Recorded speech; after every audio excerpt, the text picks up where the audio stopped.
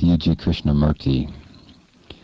And U.G., just before we started this, I said that I had not really prepared. I had read the book, Disquieting Conversations with a Man Called U.G., and I said I wanted to be spontaneous. And you had a question right back for me. So let's just start right there at the beginning. Counter question, if I may put it that way, that there is no such thing as spontaneity.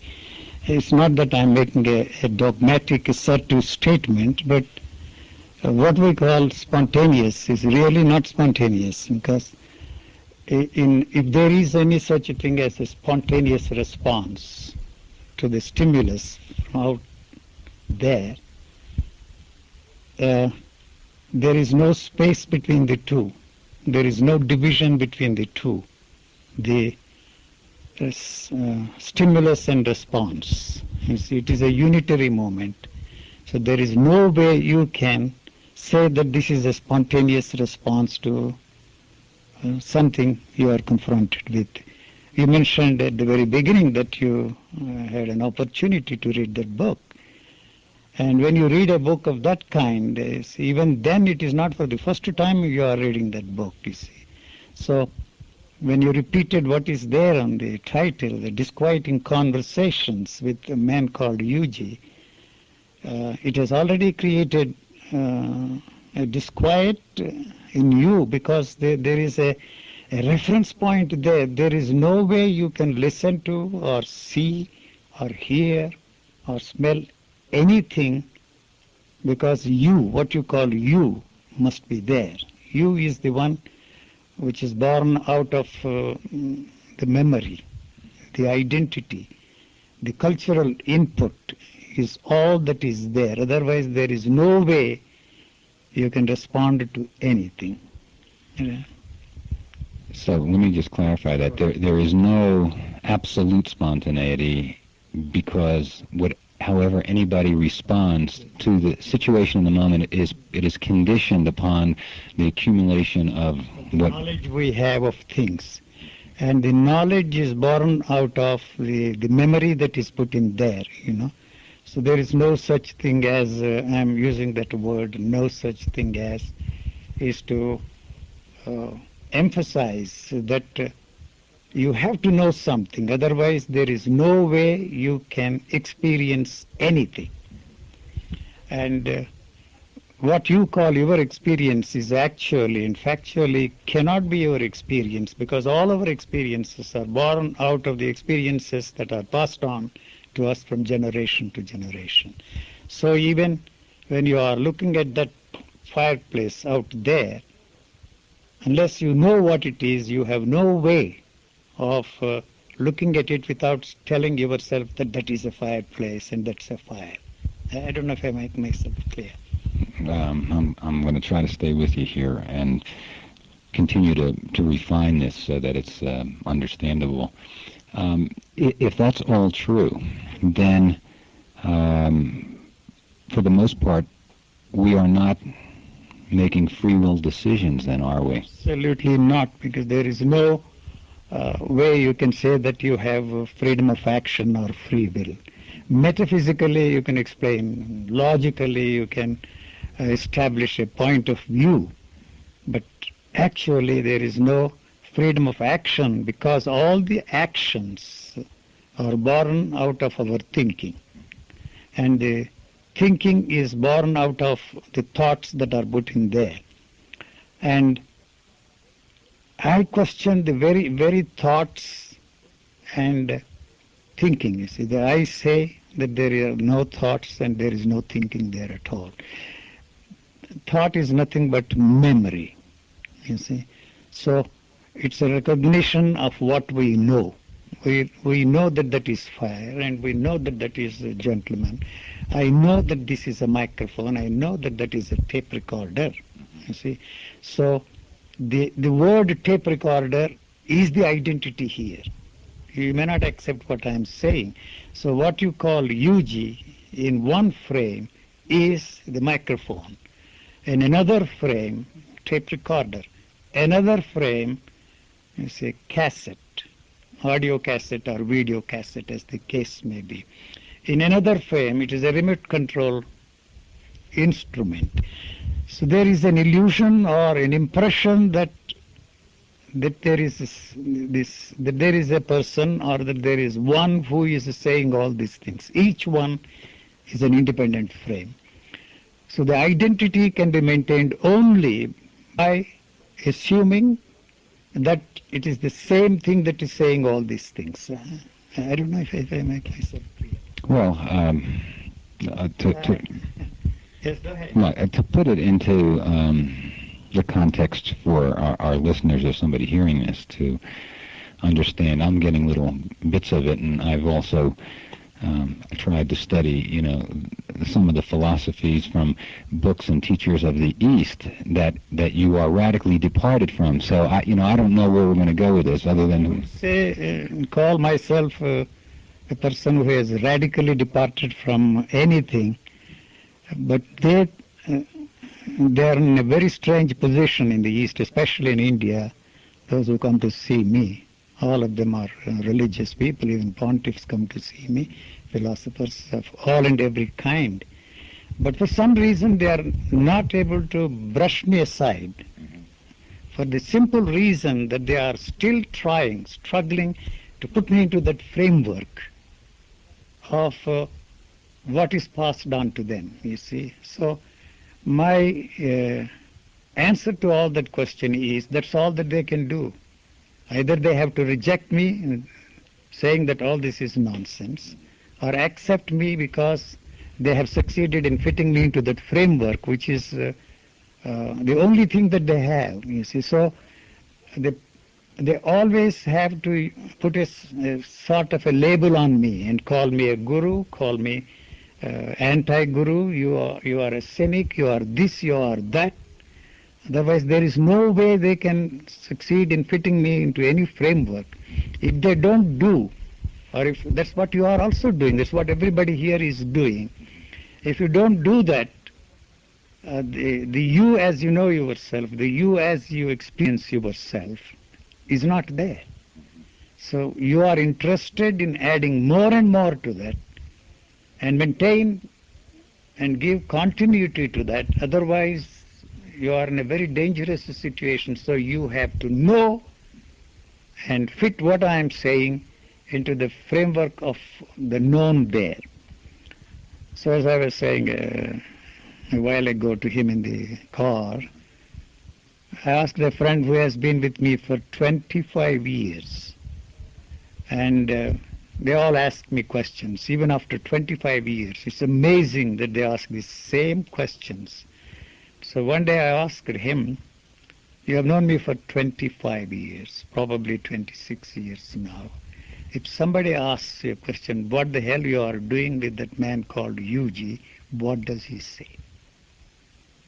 So the answer to that question, if there is any answer, everything that is going on there mustn't be there. If I say mustn't be there, the word is a very misleading word. You see, any movement that is there, trying to understand or say that this is the same thing as all the other teachers said, this is not the same thing as all the other great teachers said, this is something absolute rubbish. So any movement that is there indicates that you have not understood what this man has been saying. And there is no way you can understand, because all the time I am saying, when once that movement is not there, there is no need for you to understand. There is nothing to understand. This is all that I am saying. That's the reason why I say you always ask the question, how. The one thing that should happen to the literature, English, all languages, is that the word how should be removed from the languages. how about why? The why also is a variation of the same how. By asking that question, you want to know.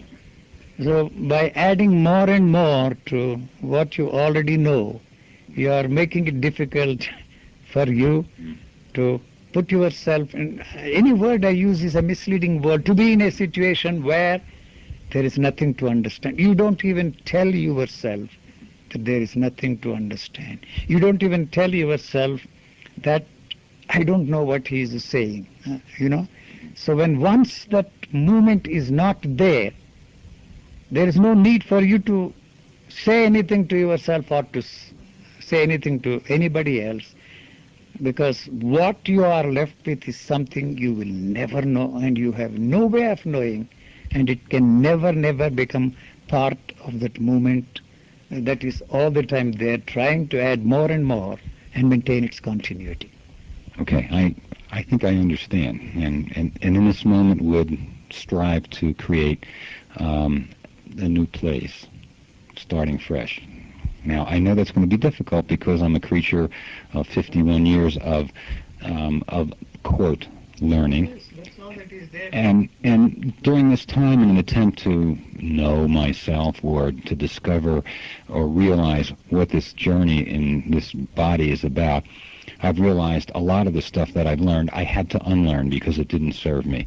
All right. Now, where are we headed? Why am I here and why are you here? Okay. You said that you are trying to unlearn, but the instrument that you have to use to free yourself from what you have known is the same instrument. My mind?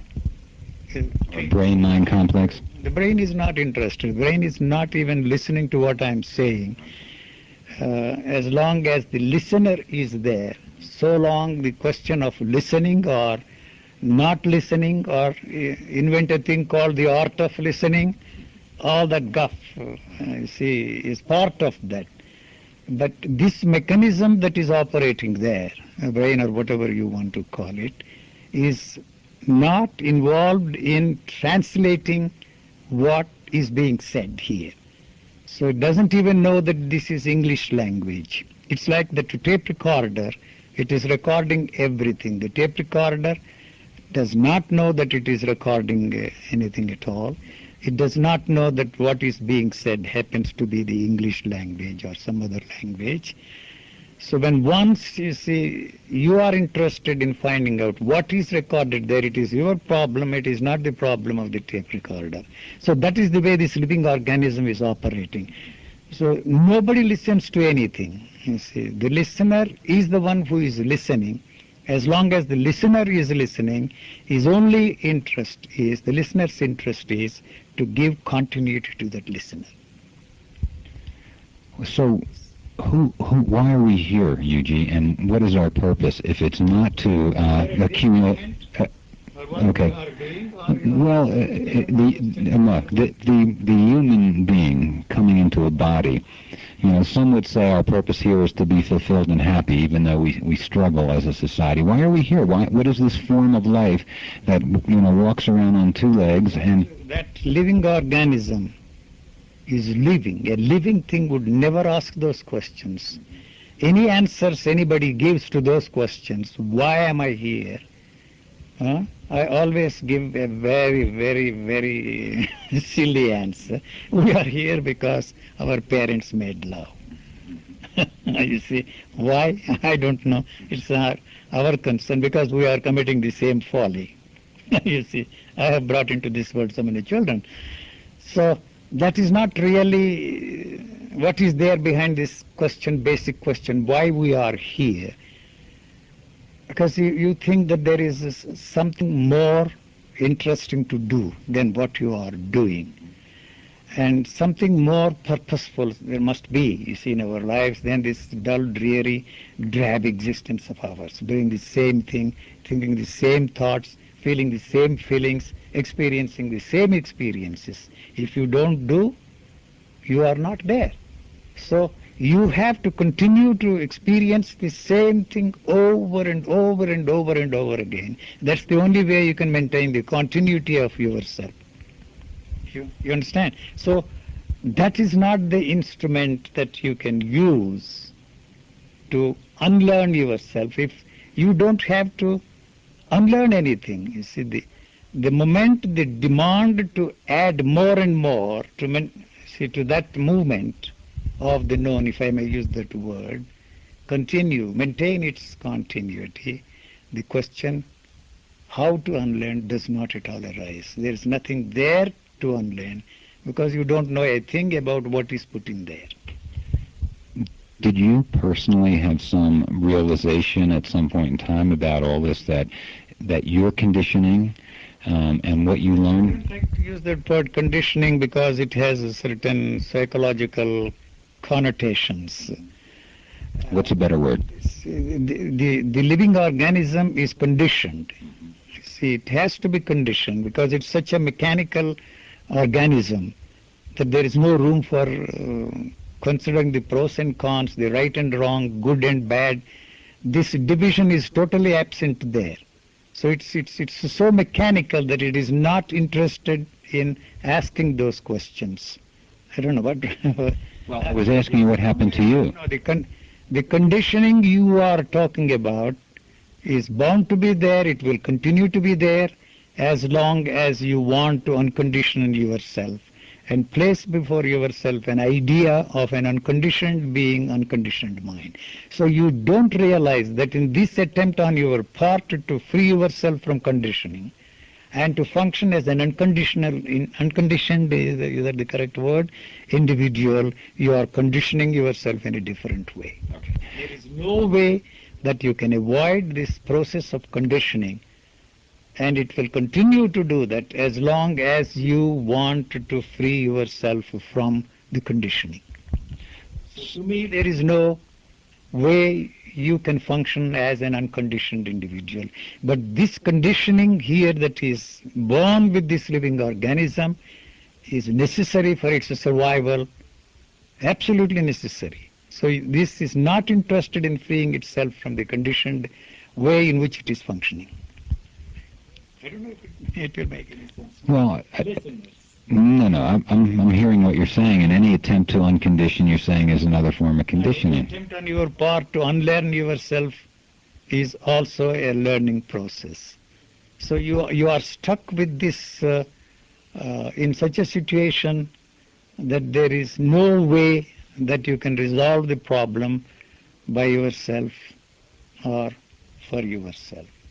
So if you go to somebody seeking help from somebody else, he will put you on a merry-go-round because he himself has not resolved the problem for himself. If he has resolved the problem for himself and by himself, he would never suggest any way you can free yourself from conditioning.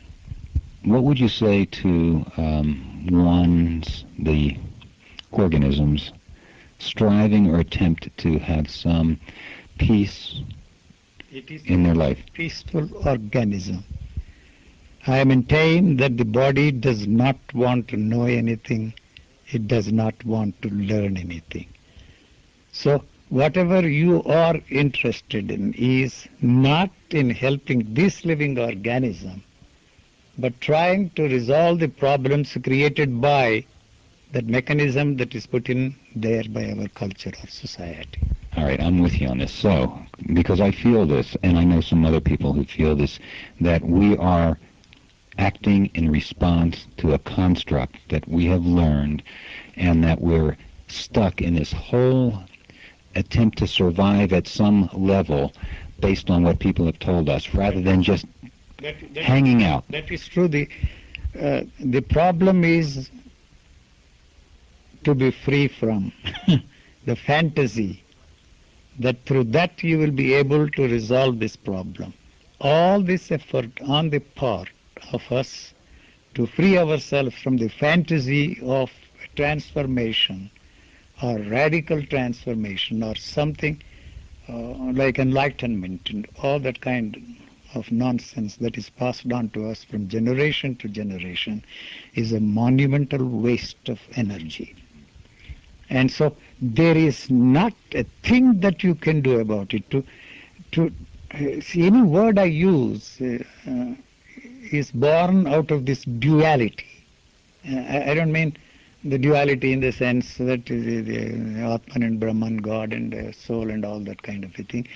The language is a divisive movement in this living organism. It is a unitary movement. It cannot separate itself from anything that is happening out there or inside here or in here.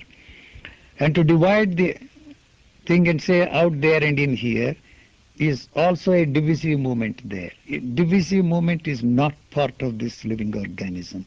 It is not interested in peace at all. It is a very peaceful living organism. And so the idea that you have a peaceful state of mind or a peaceful entity is the one that is disturbing the peace that is already there. So all that you are doing to create a peaceful mind or a peaceful way of living is rejected by this living organism, because that is not part of this living organism. Okay. If from your perspective, from the way you know, it would be people living in a more natural way without the conditioning, how would it be here? How would we act in that place? It will not be your action or my action. It is not an action which is born out of your thinking. All our actions are born out of thinking. And that thinking is to use these thoughts to free yourself from something. You see? So, to free yourself from something will never help you to free yourself from that, because it is that movement that is disturbing the whole thing, Well, do you have any focus or purpose in your teaching or your dialogue? Now we happen to be here and you are interviewing me, and my interest is to focus, spotlight, that all that you are doing to free yourself from is the one that is keeping you where you are. Any movement on your part to free yourself from something that does not exist there. I can say that there is nothing there to be free from. So it hit me like a lightning. That's the only word that I can use.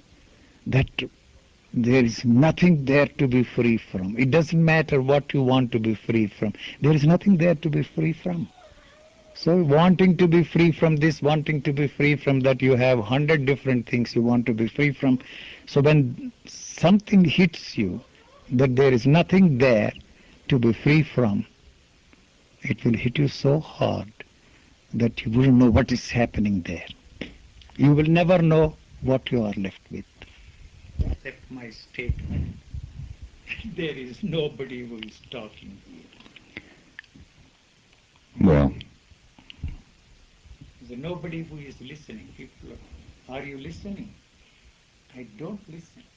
See, when he is saying something, asking questions in what is supposed to be the English language, this listening mechanism does not listen to what you are saying as English language. It is not even translating.